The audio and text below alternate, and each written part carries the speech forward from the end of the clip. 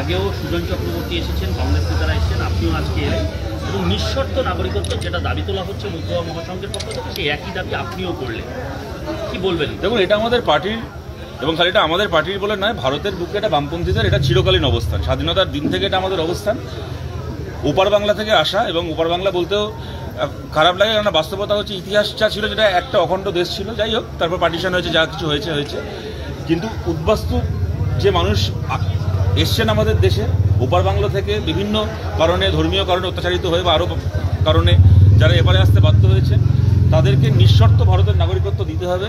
এই অবস্থান আমাদের চিরকাল ছিল, 70-এর দশকেও ছিল, 90-এর দশকেও ছিল, আজকেও আমাদের একই অবস্থান আছে। যারা মাঝখানে কোনোদিন উদ্বাস্তু আন্দোলনে ছিল না, যারা কোনোদিন উদ্বাস্তু মানুষের জন্য কোনো ভূমিকা নেয়নি, উদ্বাস্তু আন্দোলনের, বাংলার বুকে উদ্বাস্তু আন্দোলন, কলোনি গড়ে ওঠার আন্দোলনের যে ইতিহাসের বই আছে, তার পাতা, সেই বইগুলোকে উল্টো করে ঝাড়লেও একটা পাতা থেকে যাদের একটা নাম পড়বে না, আজকে তারা মাঝে বিভিন্ন রাজনীতি করেছে, তারা করেছে তাদের ব্যাপার, কিন্তু এই স্ট্যান্ড আমাদের চিরকাল ছিল, আছে এবং থাকবে যে ওপার বাংলা থেকে আসা প্রত্যেকজন শরণার্থী মানুষকে, প্রত্যেকজন উদ্বাস্তু মানুষকে বিনা শর্তে ভারতের নাগরিকত্ব দিতে হবে। কিন্তু শান্তনু ঠাকুররা তো বলছে যে নিঃশর্ত যদি দিতে যাওয়া হয় তাহলে এখানে উগ্রবাদীরা ঢুকে যাবে, সেই কারণেই তারা নিঃশর্তভাবে কোনোভাবে নাগরিকত্ব সম্ভব না, সেটা বারবার করে তারা বলছে। দেখুন, ওপার বাংলা থেকে আসা একজন শরণার্থীকে যদি ওনার এখন উগ্রবাদী বলে সন্দেহ করতে ইচ্ছে করে, তাহলে উনি করুন, কিন্তু সেটা ওনার রাজনীতি। কিন্তু ওনার এই বক্তব্যটা ওনার দলের বক্তব্য কিনা আমরা জানি না, কিন্তু আমি ওনাকে নিয়ে কি বলবো। একটা সময় যখন সিএর পক্ষে বিপক্ষে অনেক বিক্ষোভ ইত্যাদি চলছিল, ওনাকে বলতে শুনেছিলাম যেদিন ভারতের সিএ লাগু হবে সেদিন সবার আগে আমি লাইনে দাঁড়িয়ে সিএ এর ফর্ম ফিল আপ করবো। আজকে পর্যন্ত তো উনি সেই ফর্ম ফিল আপ করেছেন বলে শুনিনি, ওনার করার কথাও না। কিন্তু একটা সময় তো উনি এই বলেই সিএকে প্রমোট করেছিলেন, জাস্টিফাই করেছিলেন যে সবার আগে আমি লাইনে দাঁড়িয়ে ফর্ম ফিল আপ করবো। অসীম সরকার মহাশয়কে বলতে শুনতাম যে যেদিন সিএ লাগু হবে আমি সবার আগে সিএ এর ফর্ম ফিল আপ করবো। মাঝখান থেকে যেটা হয়েছে, সিএ এর ফর্ম ফিল আপ করানোর নাম করে ওই 170 টাকা 175 টাকা করে ক্যাম্প করে করে লোকের থেকে নিয়ে তারপরে সেই ক্যাম্পের আর সেই রসিদের কি পরিণতি হয়েছে আমরা দেখছি। হরিয়ানা একটা রাজ্য যেখানে বিজেপি সরকার রয়েছে, শান্তনু ঠাকুর মহাশয়ের সই করা certificate, Matua certificate, Matua card Shantanu Thakur মহাশয়ের সই করা, আমরা দেখেছি সেই কার্ড মাটিতে পড়ে আছে, সেটার উপর হরিয়ানার পুলিশের বুটের ছাপ, বিজেপি সরকারের পুলিশের বুটের ছাপ।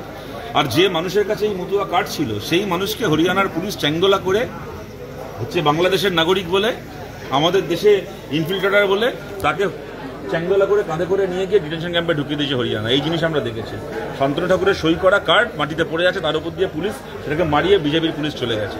সুতরাং এই যে রাজনীতি হচ্ছে, এটা অত্যন্ত জঘন্য রাজনীতি হচ্ছে। দেখুন, 34 বছর আমরাও সরকার চালিয়েছি এখানে, তার আগে পরে বাংলায় উদ্বাস্তু আন্দোলনের বামপন্থীদের একটা ইতিহাস রয়েছে, কিন্তু কোনোদিন কেউ কল্পনা করতে পারতো না, না মতুয়া আন্দোলনকে, না ঠাকুরবাড়িকে, তার এই যে একটা গৌরবের ঐতিহ্য, সেটাকে রাজনীতির জন্য, দলাদলির জন্য এরকমভাবে টুকরো টুকরো করা হবে।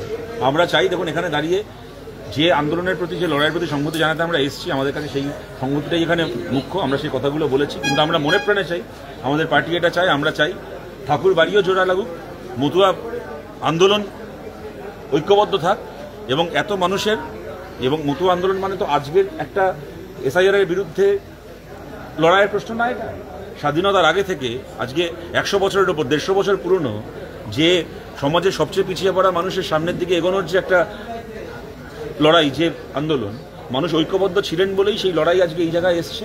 সেই ঐক্য যেন রাজনীতির নাম করে, দলাদলির নাম করে কেউ নষ্ট করতে না পারে। আমরা চাই মানুষ ঐক্যবদ্ধ থাকুন। কংগ্রেস আগে এসছে, পরে সিপিএম এসছে, এটা নিয়ে শান্তনু ঠাকুর ইতিমধ্যে কটাক্ষ করেছেন, বলেছেন কংগ্রেস, সিপিএম, তৃণমূল একই বিনতে তিনটে কুসুম। তো উনিও এসে 4 নম্বর কুসুম হয়ে যান। কে বারণ করেছে? কেউ আসতে বারণ করেছে? আমরা বলেছি যে আমাদের গাছে আর কুসুম ধরবে না। কে এসছে তো বড় কথা নয়, যিনি এলেন না, যারা এলেন না তারা কেন এলেন না, আমাদের কাছে তো সেইটা প্রশ্ন। যারা ভোটের আগে আসবেন মানুষের কাছে ভোট চাইতে, ভোটটা পেয়ে যাওয়ার পরে তারপরে দাঁড়িয়ে বলবেন যে ভোট পেয়ে গেছো, আমি মন্ত্রী হয়ে গেছি, আমি মন্ত্রী থাকবো তোমার ভোটে, আমি এমপি থাকবো, কিন্তু যে আমাকে ভোটটা দিয়েছো তার নামটা এবার এসআইআরে বাদ চলে যাক, 2-3টে ভোট এখন আর দিতে হবে না, পরে এবার ভোট আবার 2-3 বছর পরে আবার ভোট দেবে। দেখুন, ছোটবেলা যে আমাকে হাতে করে ভাত মেখে খাইয়েছে, আজকে আমি নিজে হাতে ভাত খেতে শিখে গেলেও কোনোদিন চাইবো না ছোটবেলা যে আমার মুখে ভাত তুলে দিয়েছে সে কোনোদিন অভুক্ত থাকবে। এটাই সাধারণ মানুষের ধর্ম। আমি জানি না কি করে কেউ একথা বলতে পারেন, যার ভোটে আমি এমপি হলাম, যার ভোটে আমি মন্ত্রী হলাম, আমি এমপি থাকবো, আমি মন্ত্রী থাকবো, কিন্তু তোমার ভোটটা থাকবে না। দাদা আরেকটা বিষয় হচ্ছে তৃণমূলের পক্ষ থেকে এসআইআর এর বিরুদ্ধে পথে নেমেছেন মুখ্যমন্ত্রী অভিষেক, কিন্তু এখানে যখন আন্দোলন হচ্ছে আজকে 7 দিন পার হতে চললো, এখনো পর্যন্ত তৃণমূলের প্রতিনিধি দল এখানে আসেনি বা তাদের কোনো ভূমিকা সেই অর্থে দেখা যায়নি। মতুয়ারাই বলছে যারা অনুসন্ধান, আসাটা উচিত ছিল, আমরা আশা করি, দেখুন আমরা আশা করি ওনারা আসবেন, আসা উচিত ছিল, বহু আগে আসা উচিত ছিল। কেন দেখুন এখানে এই এতজন মানুষ আজকে না খেয়ে আছেন, অনশন করছেন, অসুস্থ হয়ে পড়ছেন, এবং সত্যি সত্যি তারা যে দাবিটা করছেন রাজনৈতিকভাবে তো তৃণমূল এই দাবির বিরোধী নয় আমরা যতদূর জানি। যদিও এটাকে নিয়েও এখন বলতে চাইলে অনেক কথা বলা হয়ে যায়, যে 2003 সালের আইনের জন্য আজকে এই সর্বনাশটা হয়েছে, সেই 2003 সালের আইনটা হয়েছিল বাজপেয়ী মমতা বন্দ্যোপাধ্যায়ের মন্ত্রিসভার আইন। সেটা আজকে এখন আমি ছোটবেলা পশ্চিমবাংলায় যে বাংলায় আমি বড় হয়েছি, এবং এটা আমার ধারণা আমার প্রজন্মের যারা যে কথাটা শুনছেন সবার অভিজ্ঞতার সাথে আমার অভিজ্ঞতাটা মিলবে। আমরা ছোট থেকে যখন বড় হয়েছি এ কথা বলতে শুনতাম আমাদের মাটিতে দাঁড়িয়ে একজন নেত্রীকেই, যে ভারতের বা পশ্চিমবাংলার ভোটার লিস্ট